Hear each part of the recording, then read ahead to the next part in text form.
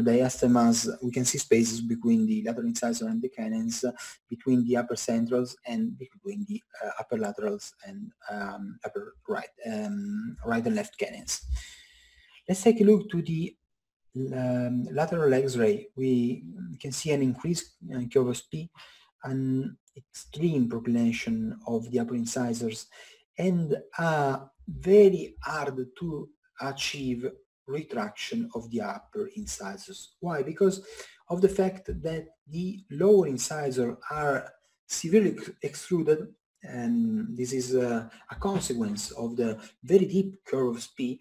The upper incisors cannot retract because they would hit the lower incisors, and this would generate a severe trauma. So the first step in this case was to intrude the upper lower incisors. Let's do some considerations together about the lower intrusion need of the patients. We have we share the need to intrude the upper, to level the lower curve of P, because it's impossible to retract the upper incisors. But our question is if it's possible, whether it is possible or not to increase the vertical dimension of occlusion in this patient with a very strong muscular activity. We know from the literature that extrusion of posterior regions is for sure stable during the growth, but unfortunately it's unstable after the growing period. And we know from the literature that Segmentary Technique allows us to intrude lower and upper incisors with no or insignificant posterior extrusion. And this is the reason why we decided in the Paulo's case to start by intruding the lower upper incisors. We know that to obtain a pure intrusion of the lower incisors is quite hard with continuous arch wire for two reasons: because the intrusion forces act buckle to the center of resistance of the lower incisors, and this creates a tendency for the incisors to flare. This is the first reason. The second reason is that working with continuous arch wire, it is very hard to create the exact very light amount of forces indicated for a pure incisor intrusions. This is the reason why we decided to use, in this case, the Segmentary Technique in order to obtain a preliminary intrusion of the lower incisors. We started by intruding the lower incisor, and I would like to share with you some details of our appliance. We have passive sectional wires 19x25 bonded directly on the enamel of the lower incisors. This is a flow reason. The reason is connects a 19x25 stainless steel wire to the enamel of the teeth. And then we have a 17x25 TMA intrusion wire, which intrudes the lower incisor. Here we can share a detail of the ligature of the intrusion arch wire. Let's take a look also the posterior setup of the appliance. We have considered together the presence of the 19x25 stainless steel wire connecting all the incisor for the flow reason on the enamel of the lower incisor. Then we have a 17x25 TMA intrusion arch, which is connecting the anterior dental unit given by the block of the four incisors to the posterior teeth. The solid stiff 19x25 stainless steel wire makes the four center of resistance of the incisors become just one center of resistance of a group. So we now are discharging the intrusion forces on a block of teeth consisting in all the four incisors soundly connected together. The incisors are intruded, discharging the reaction forces on a posterior block of teeth created by using a 19x25 stainless steel wire first molar, then second premolar, and canine as well, connected together, and the 19/25 semi-steel is bonded with flow resin to the enamel of the corresponding teeth. A 17/25 TMA intrusion arch, as we have seen together, tends to intrude, we can see here in the drawing, tends to intrude the incisor. And here we can observe just two dental units, an anterior block consisting in the lower incisors, and a posterior block in which posterior regions are rigidly connected together. This makes the center of resistance of the different teeth become just one, and the solder lingual arch connecting posterior left and right lower regions makes the two centers of resistance become just one. So we have a system with two teeth working. We have a center of resistance on the posterior unit and a center of resistance at the anterior unit. 17/25 intrusion TMA wire intrudes the lower incisors, and here we can observe, drawn in yellow, a deactivated supraelastic intrusion arch wire, and the system, the overall force system, with just two dental units. And this is appliance, the segmental appliance that can seem quite strange if considered regarding the elasticity and the rigidity of the appliance is somehow something quite easy, because just two dental units are inserted in the appliance. After beginning the lower incisor intrusion, we perform enough lower incisor intrusion. So the next step is, the next need is to retract upper intrusion.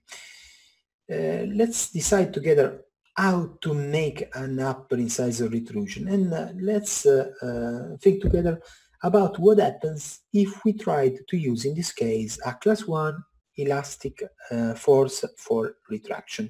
If we used something as a continuous arch and a power chain, or a class 1 elastic, in order to retrocline the upper flared incisors. During the retraction of the incisors, the gingival margin of the incisor will tend to go downward, and the horizontal force, a pure horizontal force, would tend to create a deep bite worsening, and this would make the overbite worsen, and that would be opposite to the treatment goal for our patients. We have, in this case, to consider the use of an intrusive force, which is much more indicated. We could try to apply this force on the buccal side, but that would give us a problem. A buccal force would tend to intrude and even more flare the upper incisor, because it would pass buccal to the center of resistance of the upper incisor. We could try to change the side of the point of application of the force, passing to the palatal side of the incisor, and that would be much more indicated from a biomechanical point of view, because it would tend to intrude and to retract to retrocline the upper center incisor. Of that, it is quite easy to obtain anchorage in the palate, because we can use palatal bars with hooks in order to obtain a point of application of a retraction force. So we decided to skip, in this case, to the palate in order to retract and retrocline the upper incisors.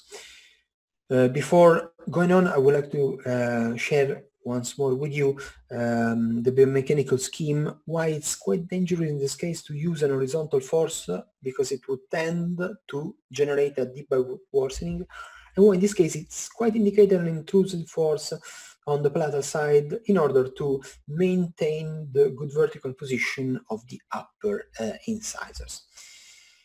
Let's go back to Paolo, and let's go back to his appliance. Here we have an Anchorage device in the upper arch. We have connected, safely connected together, upper upper first molar on the left and on the right side, and the first premolar on the left and on the right side. The connection of the teeth is very stiff because we have 3 transpalatal bars, one connecting the molars and a cross welded bar connected the premolars with the molars on as a cross. With the shape of a cross. All the bars are soldered together in order to obtain a very high rigidity. We have some pins in the posterior, the most posterior transpalatal bar, useful to obtain anchorage for elastics for intrusion and retraction. Elastics positioned on eyelets bonded on the palatal side of the upper incisors.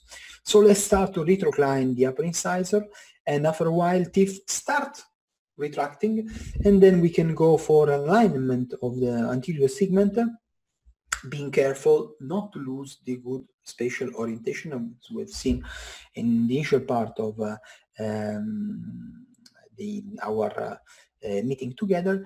And we have the palatal anchorage that is retracting and intruding the upper incisors. Here we have a good incisor retraction, and so after the vast majority of the space closure, we can go for a continuous arch wire and going for finishing and detailing with minor aesthetical issues. Here we have final records with good overjet and overbite correction and good stable posterior occlusion maintenance. I would like to show you final OPT of the patient and final lateral cephalometrics with the good leveling of the lower curvus P and the correction of the flaring of the upper incisors. Now let's summarize some things together, and let's go to the final part of our meeting of today. The segmentary technique is based on the strong distinction between active and reactive unit, meaning teeth to move and teeth not to be moved. It's based on the use of different sections and different materials of the wires. It is based on the different stiffnesses on the wires. A very important point of the segmentary technique is the possibility to generate very light forces and to generate a system of forces ideal for specific movements, different specific movements. And now let's go back to the initial example we did when considering a continuous aligned arch wire.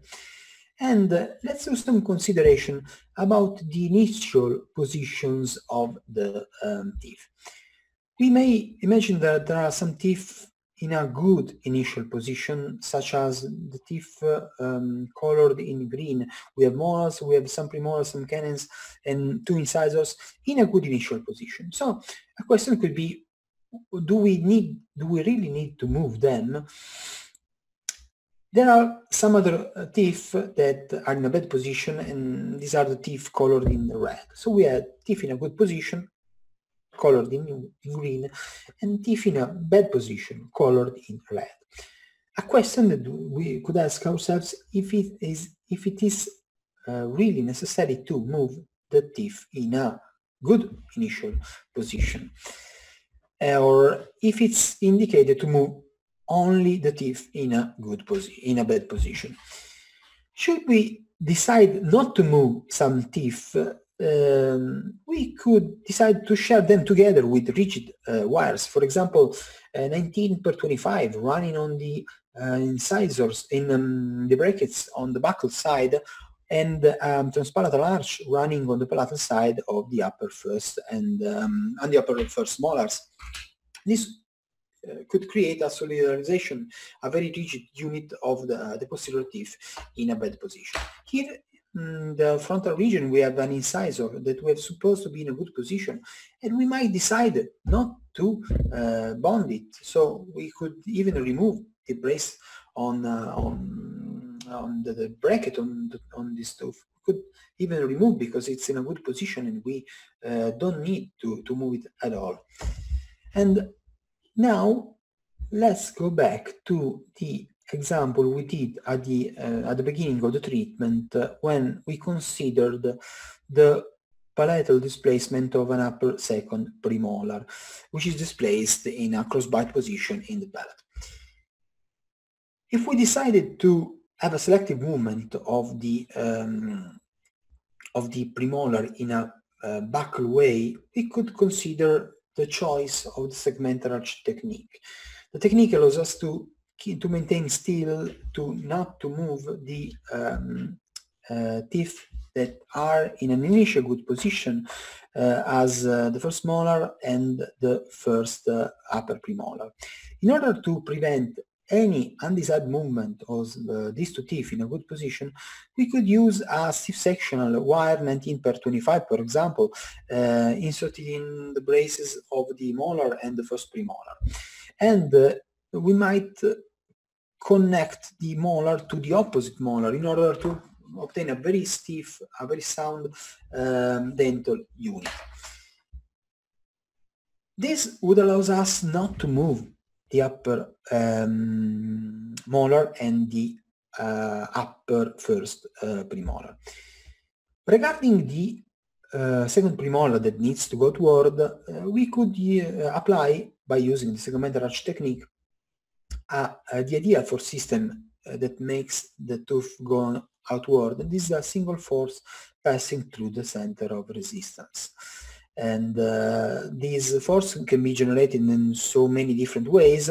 One could be, for example, a cantilever, as we have seen in some clinical cases before, a piece of wire bent in order to generate, once it has been ligated to the upper second premolar, a single force pushing the premolar outward.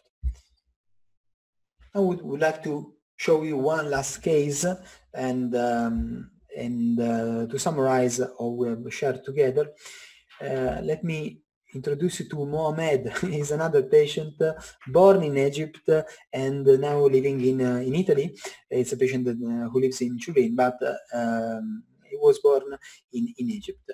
He's a very nice boy, and he came to me complaining for his big diastema between his upper incisor. This is a very evident aesthetical issue. Mohamed has a good posterior occlusion, has only sacral S, and he has a limited possibility of expense, so he cannot afford very major treatments, and he has an altered Bolton index. And considering the altered Bolton index, we know that we need to correct in a stable way the anterior occlusion. We need to enlarge upper incisor of 3.5 millimeters. And we decided with the restorative dentistry to close the diastema between upper central incisors and to create a space mesial to the upper right and left lateral incisors in order to obtain the space to add some materials, to add some composite, enlarging the upper lateral incisors. We decide to close the diastema in the easiest way possible for two reasons: because the patient has an excellent posterior occlusion that we don't want to change, and the patient asks us quite easy way to correct this problem. So we go to the biomechanics and we decided to create a very easy, a very basic appliance designed by the biomechanics principles.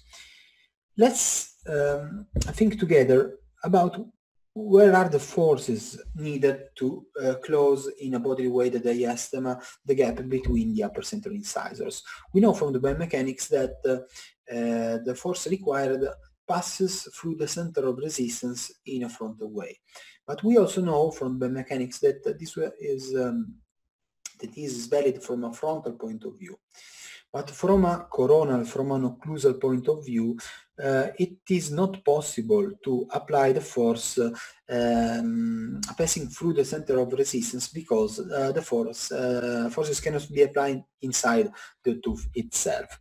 So we have two options: to apply them on the buccal side, but this would give us a problem, because the teeth would tend to rotate, to mesorotate reciprocally while closing the diastema. Or we have a second option, so no way to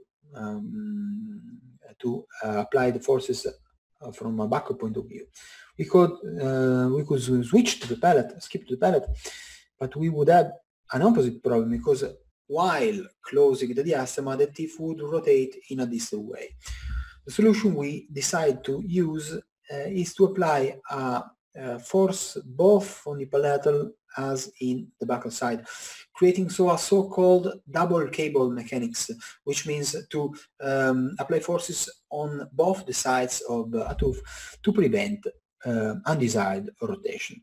And this is what we decide to do. Very easy cases for Mohamed.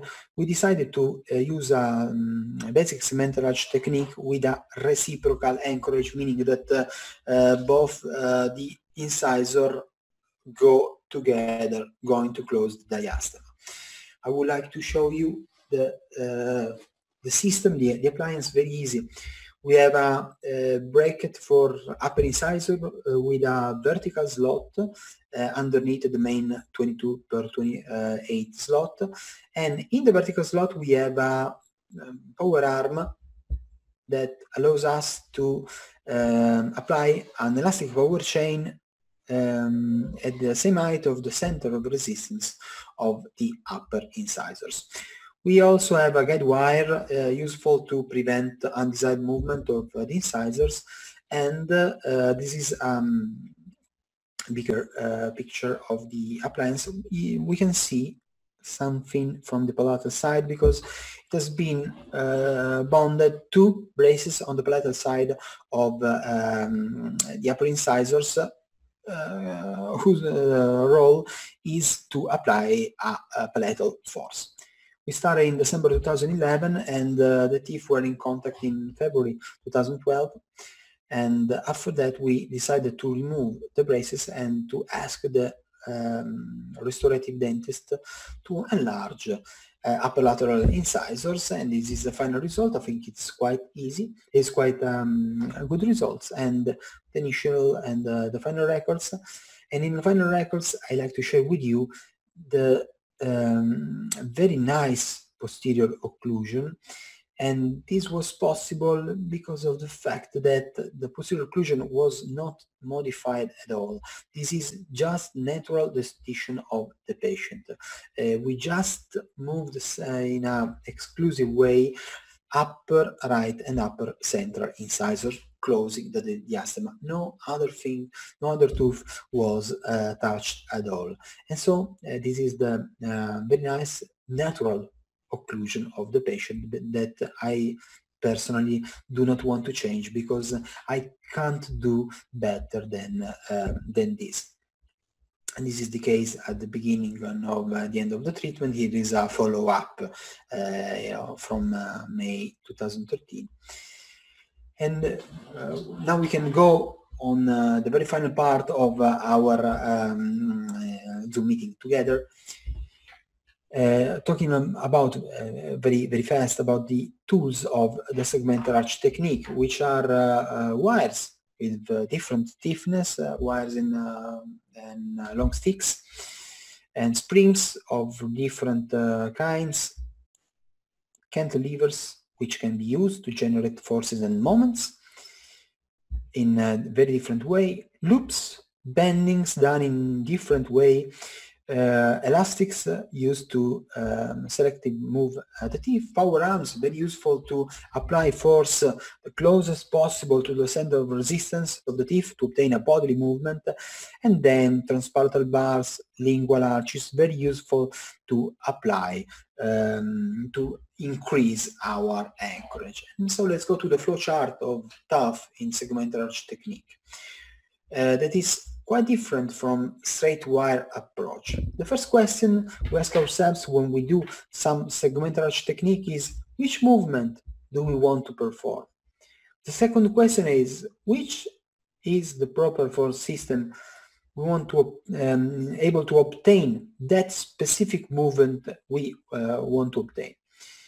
The third question is, where can we discharge the counter force? And this leads us to the concept of anchorage. And fourth, last but not the least, is the appliance design. And it's quite curious to share with you the idea that the appliance design is the last point in the flowchart of TOF in segmented arch technique.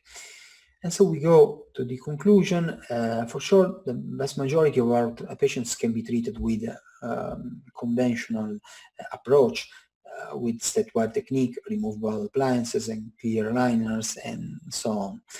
But a minor part of the patient can obtain benefit from the segmental arch technique approach that allows us to treat the most severe and the most atypical case, and allows us to do very specific dental movement without changing, without altering all the rest of the occlusion. It can be indicated in some specific clinical conditions.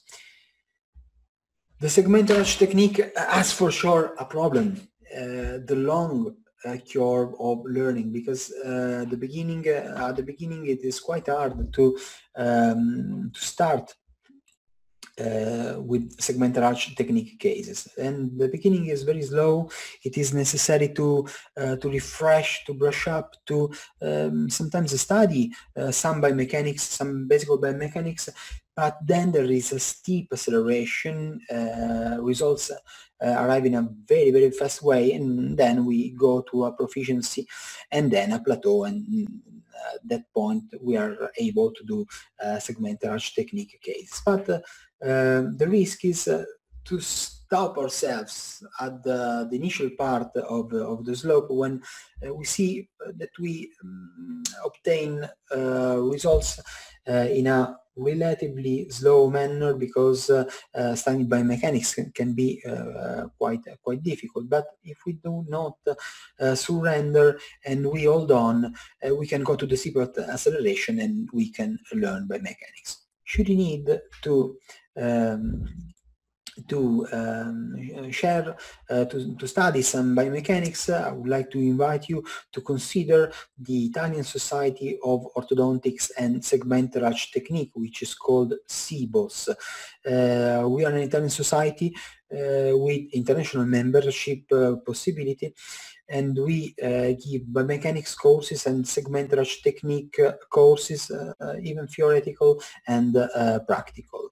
It is now possible to subscribe to become members of our society, but from 2021 the international membership will become free for our international members, because we would like to share, we would like to have new members from all over the world, and we would be glad if you could be interested in our project. I would like to show you some picture about our courses. They are theoretical and practical as well, and can be interested for you if you are interested in these topics. And I would like to share you one of a picture at the end of a SIBOS course. We are a young society, and we will be very happy to have foreigner students with us, and to share knowledge and become friends. So we have now arrived at the end of our night together. It has been a big pleasure for me and for Nazari to be with you, and I hope we can stay and keep in touch with you. You can find our links on our email address. You can find Nazario's email address and my email address. You can write us. We will answer you for sure. Should you want to contact us, you can also find us on Facebook, Nazario Rinaldi on Francesco Fava, and we've received so many friendship requests from Egypt. This gave us so much pleasure because it is so nice to have new friendship from all over the world. So should you want to keep in touch with us, do not hesitate. Let's link together on the social network. It's a big pleasure to be here and a big honor for me to be here with you. And I think now we can go for final questions. Thank you, Dr. Francesco. Thank you. Thank you for your fruitful and informative lecture. Just a minute to start my video. I have, do you listen to me? Do you listen to my voice? Perfectly. Okay. I have a lot of questions, but I'm trying to select a group of them. The first question was from Dr. Sigalian Uztak. He asked, do we need lingual arch when doing intrusion to lower incisor with TMA? Thank you for the question. Yeah. I try to use the whiteboard, share screen, whiteboard. Yes, it is most of the time indicated because the reaction forces of the intrusion are extrusive forces. I try to do my best with a very basic drawing. Yeah. I'm not Picasso. You are? I'm not a very good... Yeah. My son is 6 years old and is much better than me in drawings, but now he's sleeping straight. I can't call him straight. I like to share you a very easy drawing. Yeah. Here we have, from a frontal point of view, the lower first molars, and we have an intrusion arch wire. I'll draw it in a different color so it's easier to... where can I change the color? Draw, eraser format. I want to draw it in yellow. Ah, very nice. Ooh. We have an intrusion arch wire. I change the colors again. We have forces of intrusion that generate extrusion forces on the reaction unit. So the molars will be loaded with an extrusive force acting buccal regarding the center of resistance, and it will lead the molar to extrude but also to lingualize because of the fact that the force is applied buccal to the center of resistance of the lower incisor. For this reason, it can be considered the indication to use a lower lingual arch that I draw this way. I hope I answered to the question. Yes, yeah. Should not be clear, the colleague can write on the email or... No, it's clear. It's clear for us. Thank you. Another question. I think we have two share in the same question.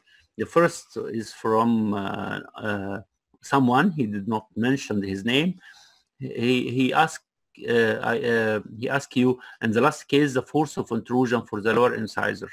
The force direction were labially to the center of resistance of this group of teeth. Why you counteract?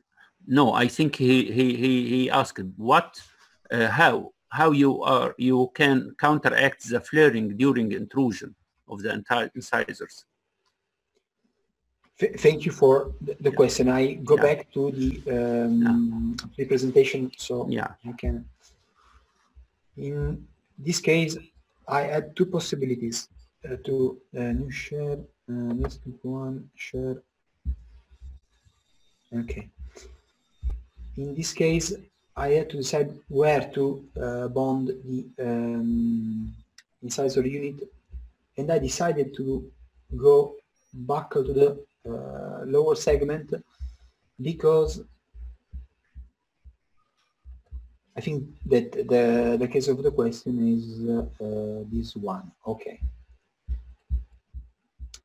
I decided to bend here, to ligate here the intrusion arch, because the other option that I had in order to prevent any flaring of the lower incisors was to extend the segment distal, to the lateral incisors and use not a single intrusion arch but two cantilevers for the intrusion. I preferred not to adopt this configuration, this setup, because I was scared that the patient that had a very strong occlusional pattern could break the device. I would like to once again make a drawing if it's indicated, if it's quite curious, but I would like to answer in the most possible complete way. We have 6, we have 5, we have 4, 3, and we have a group of lateral incisors and central incisors. So we can draw here 1 and 2 with their roots going slightly to the back, and we have the center of resistance here. I decided to bond the wire on the buckle position, and this has for sure created a relatively short distance between the point of application of the force and the tendency of the tooth to flare, and this is sure.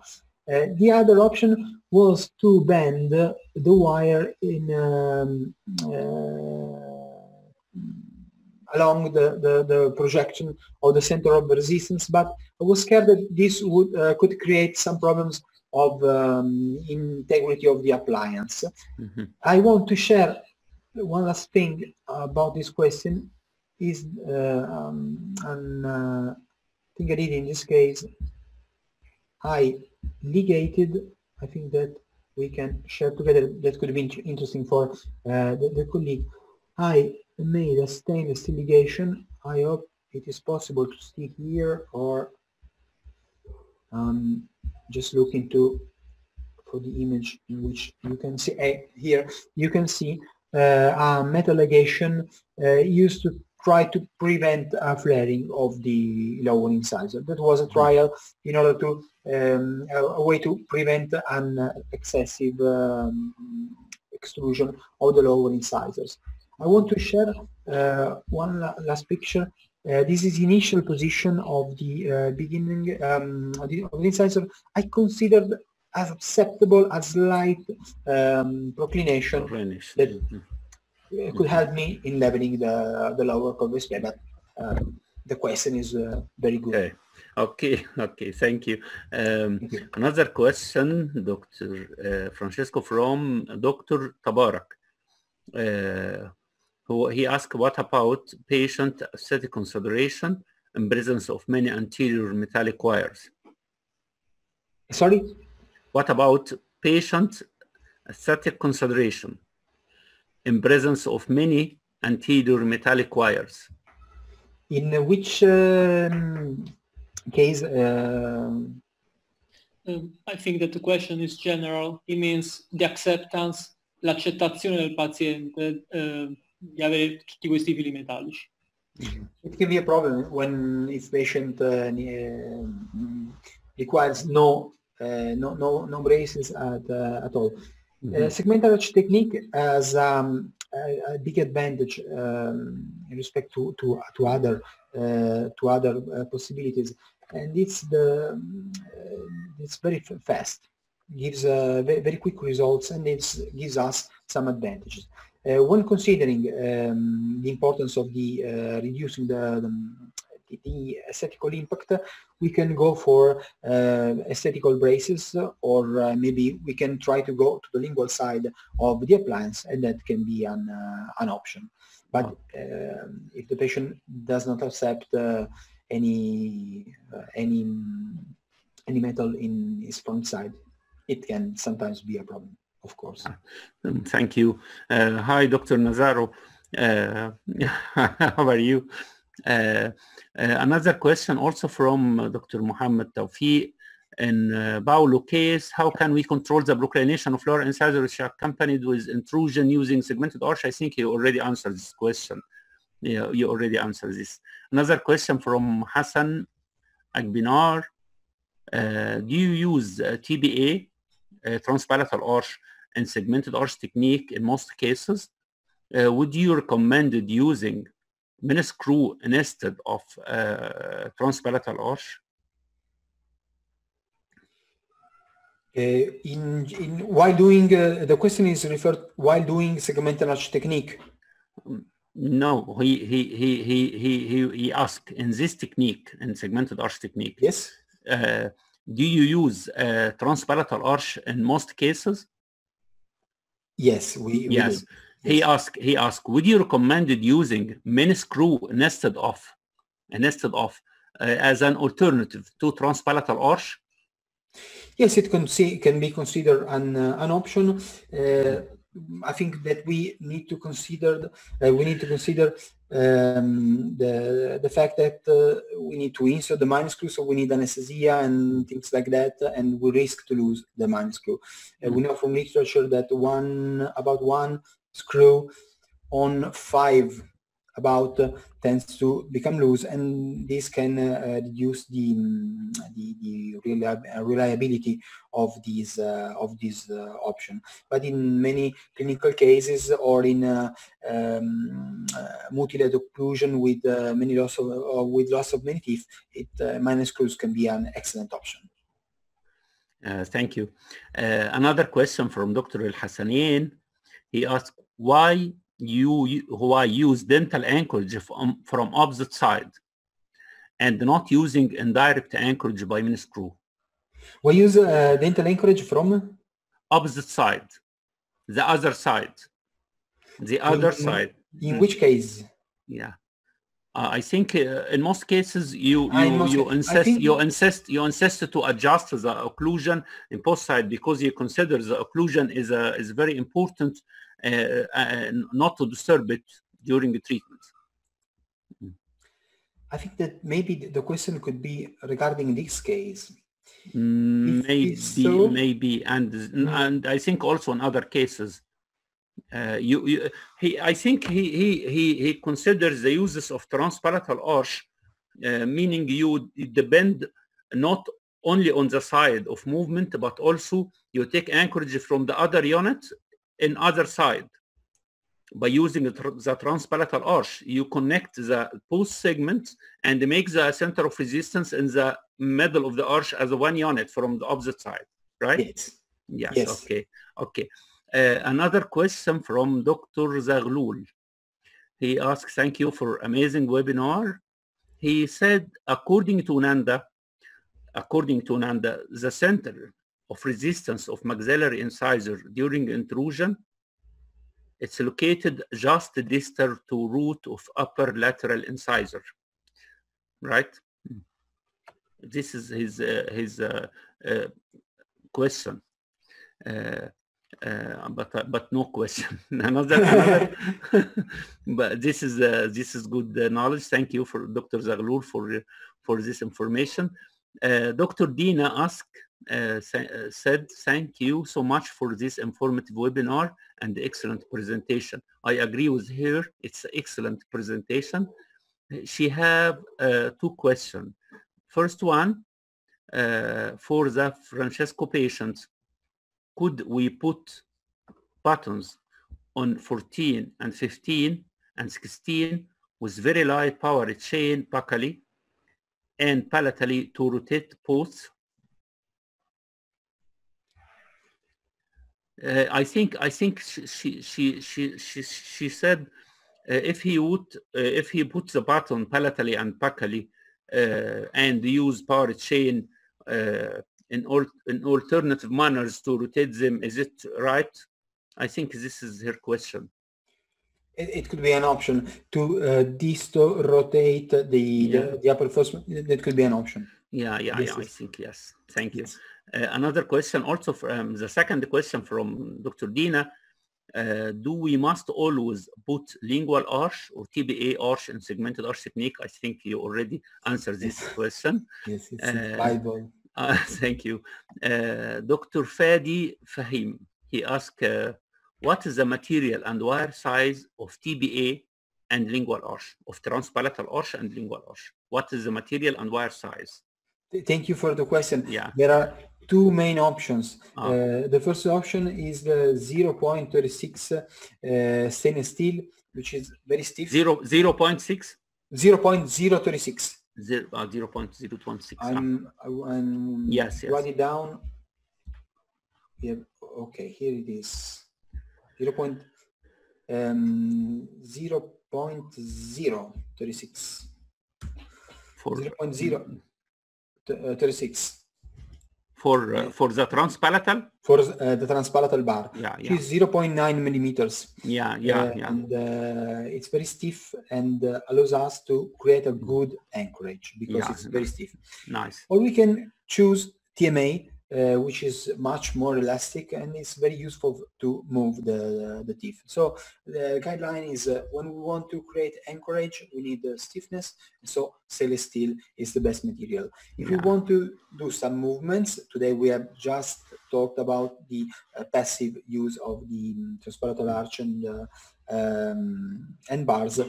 The best option is stainless steel because it's much more stiff. Okay.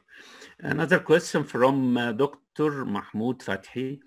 He said, in cases of deep bite with diastema, can we do modification with segmented arch by using mini screw with power arm to produce intrusion at the time of diastema closure?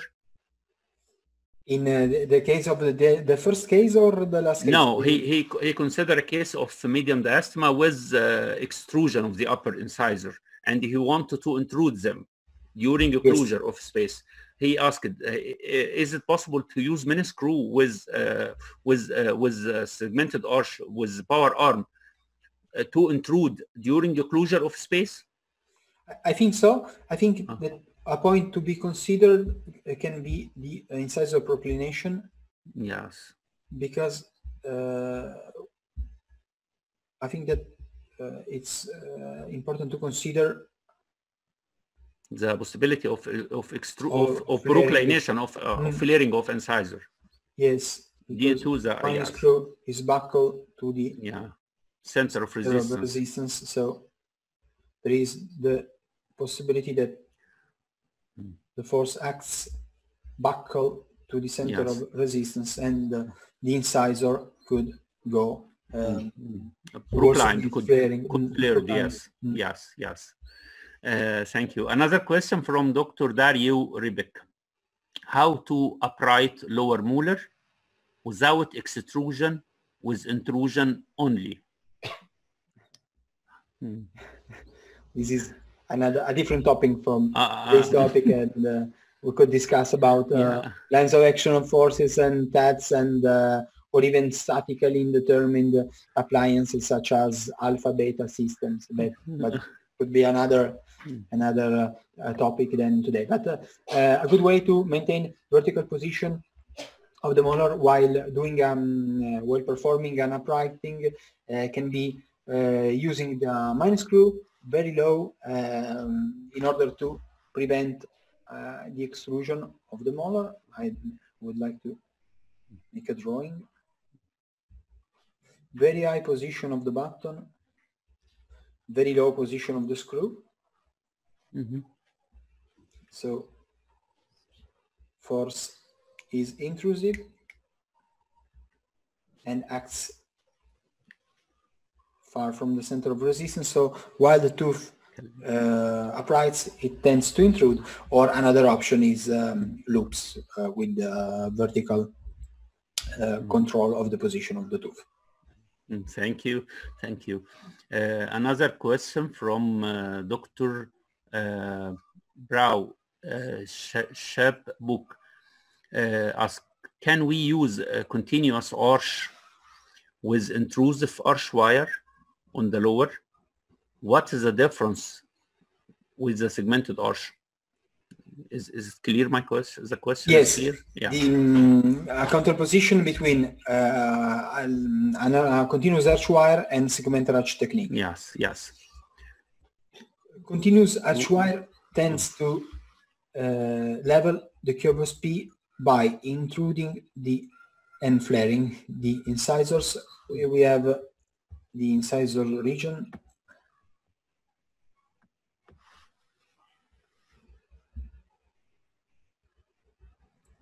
And here we have posterior region.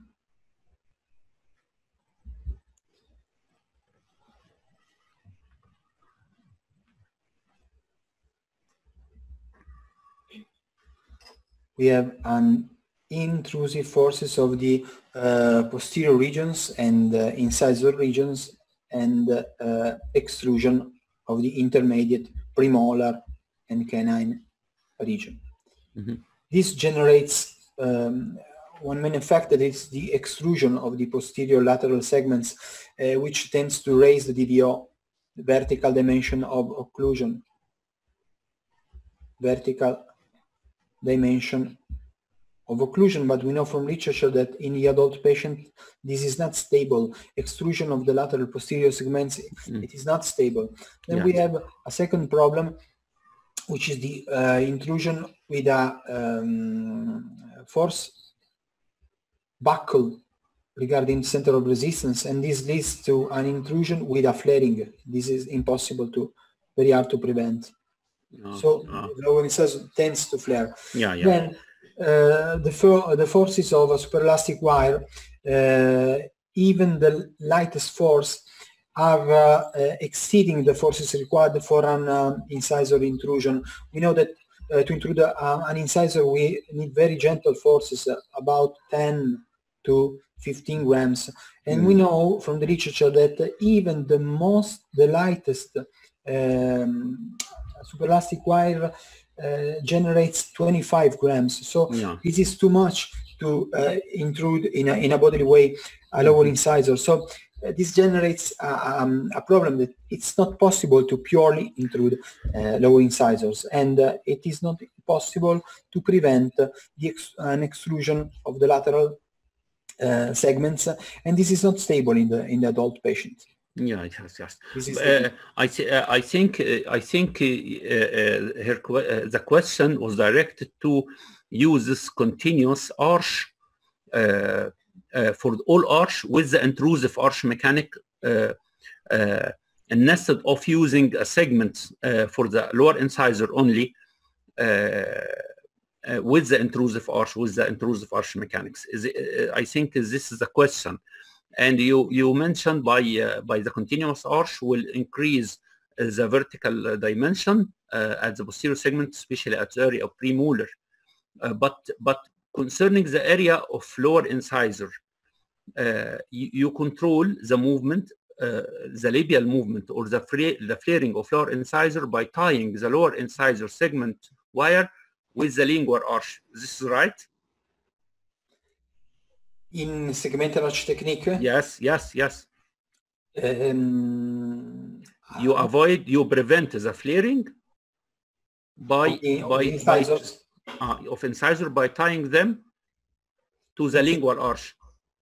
In this case, I did a metal ligature, but as a general way, the rule is slightly different. We have the incisor segment. Let's draw a central incisor,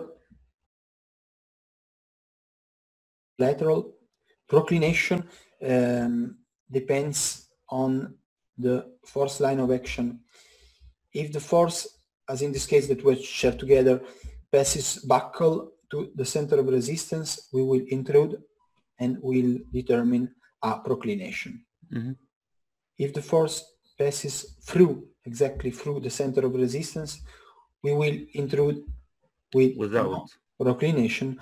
And should we go distal to the center of resistance, we could even intrude with retroclination. This is more difficult from a technical point of view, but in segmental arch technique, the effect depends on the points of the line of action of the force regarding the center of resistance of the lower incisor. Yes, yes. In that specific case, I was scared I could flare too much the incisors, so I decided to make the ligation. But the concept, the idea is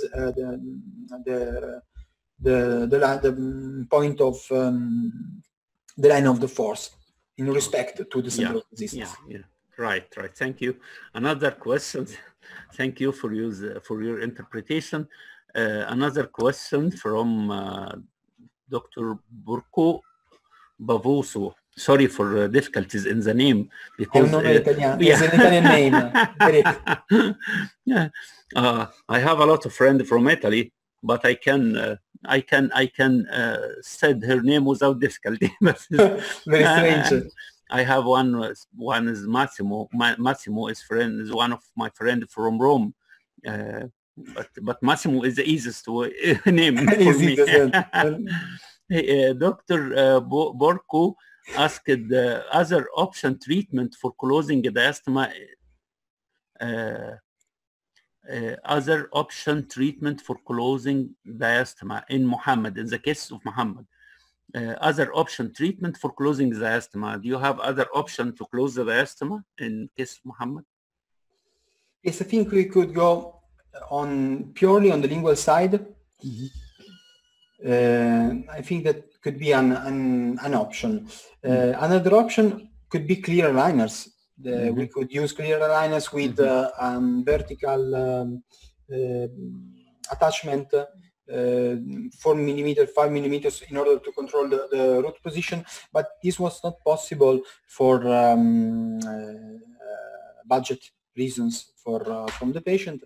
Another option could be an straight wire approach. That could be an option. Yeah, thank you. Dr. Mina Nagy asked, how can we learn segmented arch mechanics and technique? How can we learn? He said, would you recommend the textbook, or we should rely on basic knowledge of biomechanics?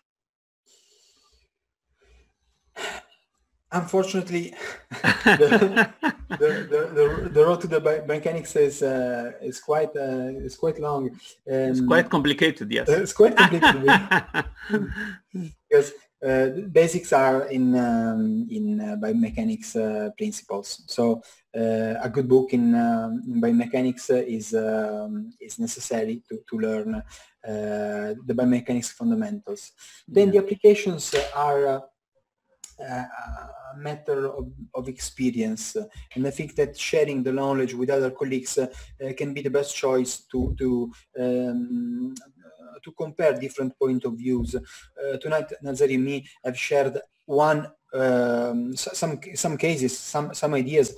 Then there are so many good clinicians all over the world with whom share the knowledge and from whom obtain new ideas. And there are so many interesting biomechanic books.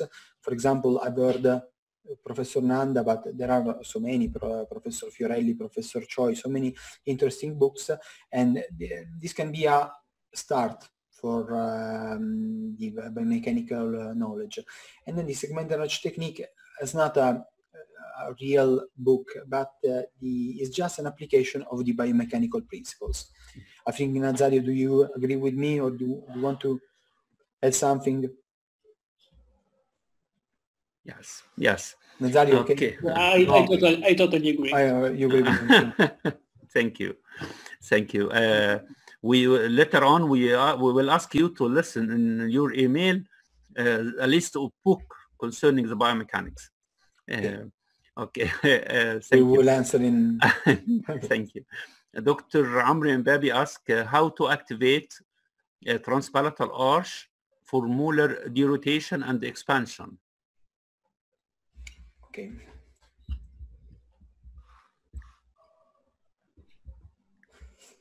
For both molar activation and for molar derotation and activation.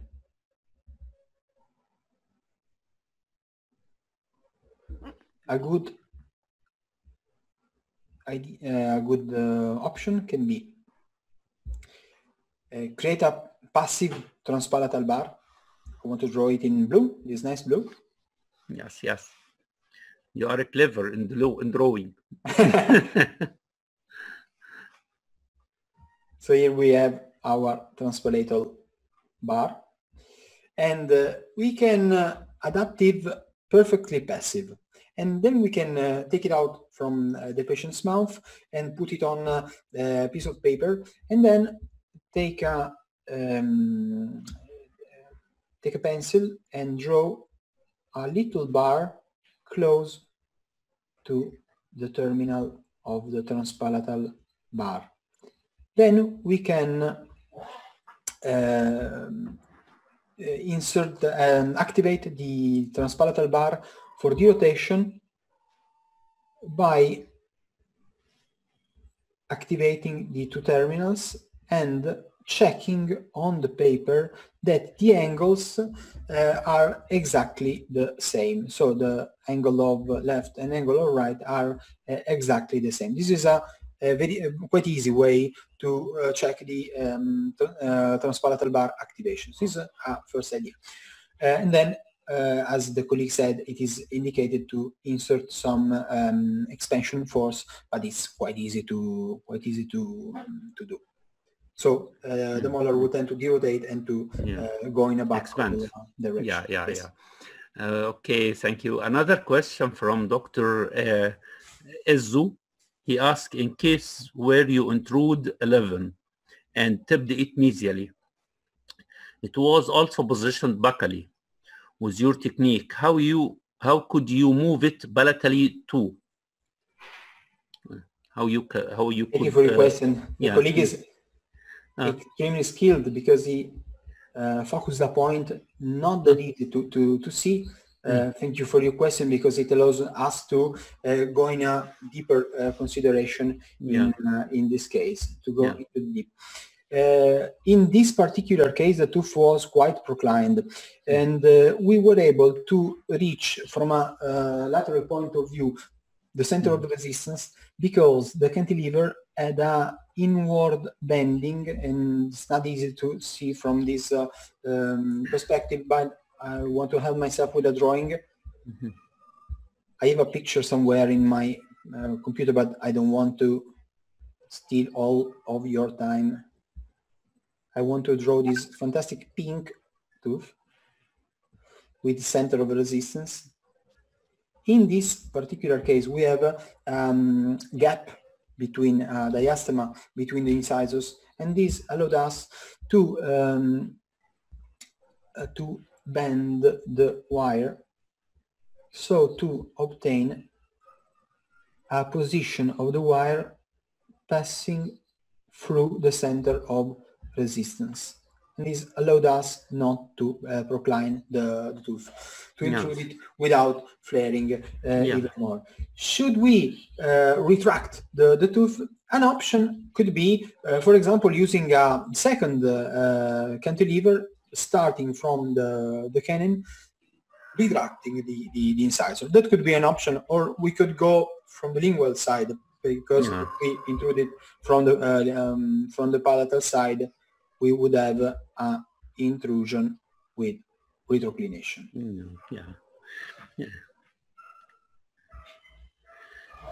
Thank you, Dr. Francesco. It was the last question. It was the last one. And thank you too much. Dr. Ashraf, would you please show them the certificates of appreciation? Yes. Now you will receive a certificate of appreciation from It will be sent to your email. Okay, but now we have to thank you very much. Just if you give me a chance, Dr. Ashraf. Yeah, take your time. Okay. Just wait, Dr. Francesco. Okay, this is the one. Your certificate. Okay, and this is one for Dr. Nazario. Yeah. Okay.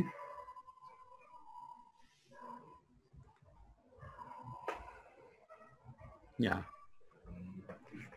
Okay, Dr. Francesco, you will receive this for your email. Thank you very much. Yeah. Thank you. Okay, Dr. Nazario. Thank you so much. I'm very grateful. Yeah. Okay, Thank you. the finishing words is for you, Dr. Ashraf. Thank you. Yeah. Thank you, Doctor. Thank you. Thank you, Dr. Francesco, and thank you, Dr. Nazario. Thank you too much. It's really, it was an amazing lecture, and it was very informative for me and for all participants. And I hope to meet again, inshallah, in a lot of webinars, in different meetings. And we hope, inshallah, to visit our university, to visit Egypt, and also we will visit you in Italy, inshallah. Thank you too much for all of you and for all participants.